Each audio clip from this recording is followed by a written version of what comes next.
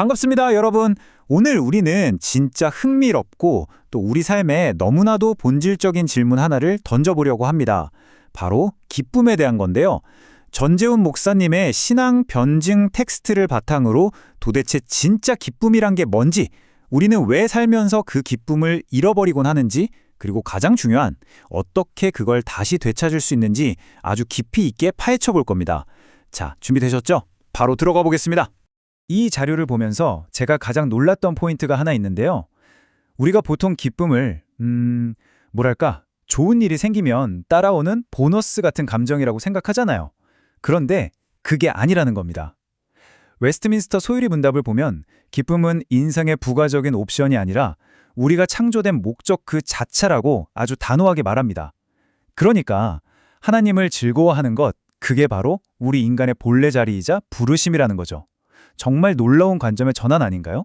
네, 그래서 첫 번째 파트입니다. 기쁨, 창조의 목적, 우리의 본래 부르심을 이해하는 시간입니다. 하나님은 우리가 무슨 의무감에 억눌려서 억지로 섬기는 걸 원치 않으십니다. 구원이라는 것도 결국엔 참된 기쁨을 누리는 존재로 우리를 회복시키는 데 그 목적이 있거든요. 성경에 나오는 하박국 선지자의 고백을 보면 이게 무슨 말인지 확 와닿으실 겁니다. 무화과 나무도 없고 포도나무도 없고 한마디로 내 삶을 지탱하는 외적인 조건들이 싹 다 사라진 아주 캄캄하고 절망적인 상황이에요. 그런데도 뭐라고 하죠? 그럼에도 불구하고 나는 기뻐하겠다라고 고백합니다. 어떻게 이게 가능할까요? 진짜 기쁨은 내 통장 잔고나 눈앞의 성과 같은 외적 조건에 휘둘리는 게 아니기 때문입니다. 오직 하나님과의 관계라는 절대 끊어지지 않는 아주 단단한 닻에 연결되어 있다는 뜻이죠.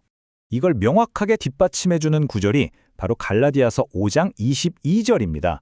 여기서 말하는 기쁨은 우리가 본능적으로 쫓는 일시적인 쾌락이나 금방 식어버리는 얄팍한 감정이 절대 아니에요. 이 텍스트에서는 기쁨을 성령의 열매라고 정의해야 합니다. 하나님과의 끈끈하고 충만한 관계, 그리고 그 안에서 누리는 존재의 안정감에서 아주 자연스럽게 맺히는 흔들리지 않는 영혼의 반응이라는 겁니다. 자, 그럼 두 번째 파트로 넘어가 보죠. 기쁨이 사라지는 이유입니다. 우리의 신앙이 그저 무기력한 습관으로 변해버릴 때 과연 어떤 일이 벌어지는지 살펴볼게요.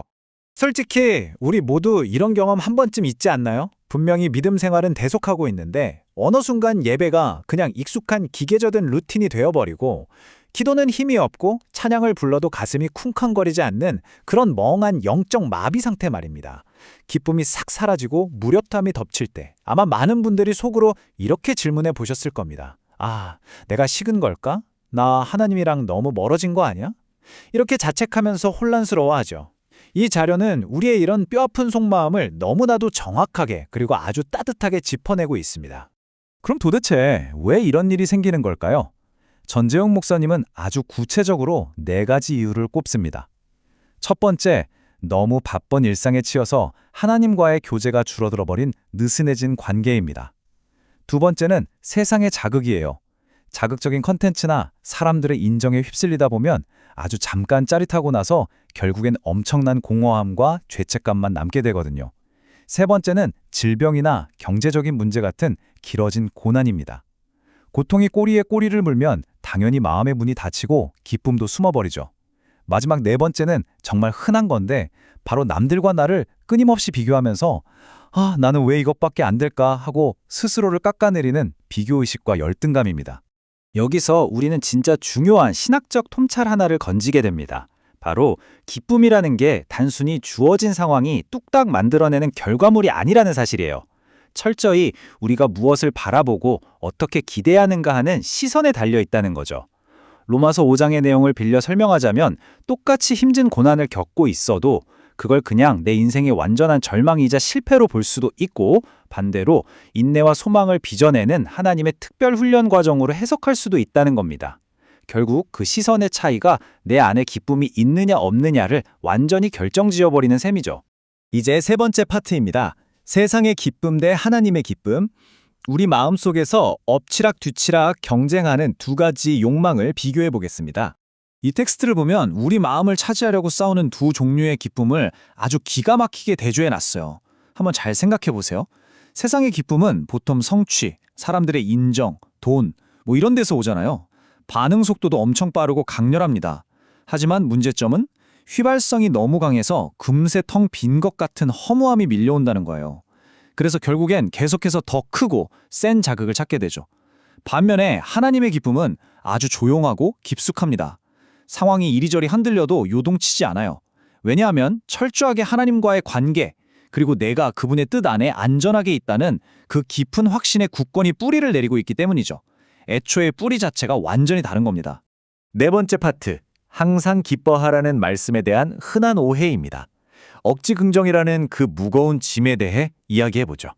아마 데살로니가전서 5장에 항상 기뻐하라는 이 유명한 구절 앞에서 마음이 턱 막히셨던 분들 꽤 많으실 겁니다. 아니, 지금 내 상황이 이렇게 힘든데 어떻게 항상 기뻐해? 싶잖아요. 그런데 이 자료가 짚어주는 핵심 포인트가 이겁니다. 이 말씀은 억지로 감정을 속이고 슬플 때도 실실 웃고 다녀야 한다는 그런 독성 강한 긍정을 요구하는 게 절대 아니라는 거예요. 만약 우리가 억지로 막 기쁜 척을 한다면 다른 사람의 아픔에 공감하지도 못할 거고 우는 자들과 함께 울라는 성경의 또 다른 말씀과도 앞뒤가 안 맞게 되잖아요. 그러니까 이건 감정을 강요하는 게 아니라 어떤 상황에서도 흔들리지 않는 분, 바로 하나님 안에 늘 머물러 있으라는 아주 따뜻한 영적인 초대인 셈입니다. 사도 바울의 고백을 보면 이게 얼마나 완벽하게 들어맞는지 알 수 있습니다. 바울이 뭐라고 하냐면요. 자기가 지금 엄청난 슬픔과 고통 한가운데 있는데 동시에 영적인 기쁨을 충만하게 누리고 있다는 거예요. 말도 안 되는 것 같죠? 하지만 이 고백이 바로 깊은 슬픔과 참된 기쁨이 우리 내면에서 얼마든지 공존할 수 있다는 아주 강력한 증거입니다.